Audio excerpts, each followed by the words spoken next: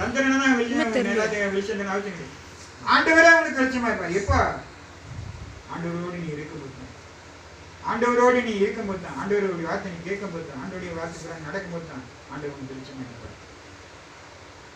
தேவரீர் என் விளக்கை ஏற்றுவீர், என் தேவனாய கர்த்தர் என் இருளை வெளிச்சமாக்குவார் என்று சங்கீதம் புத்தகம் 18:20 வாசிக்கிறோம். தேவரீர் என் விளக்கை ஏற்றுவீர். என் விளக்கை அணுகி போயிருக்காண்டவர் விசப்பா, என் உள்ளத்திலே ஒரு நன்மை இல்லை, சந்தோஷம் இல்லை, ஒரு சமாதானம் இல்லை. விளக்கை ஏற்றி ஆண்டவர் ஆண்டவரை நீ கேட்க முடியாது. கண்டிப்பாக அவன் மனதில் ஒரு ஒளியை கொடுப்பார், சந்தோஷத்தை சமாதானத்தை கொடுப்பார். இந்த நல்ல நாளில் ஆண்டவர் பெற்ற நாள், புதுபலமான நாள், சந்தோஷமான நாள், சமாதானமான நாள். இந்த நாளிலே ஆண்டவரே என் உள்ளத்தில் வாங்கினவர் பிறந்த ஆண்டவரே, உங்கள் இல்லத்தில் வாங்கினவர் பிறந்த ஆண்டவர் அழைக்கணும்.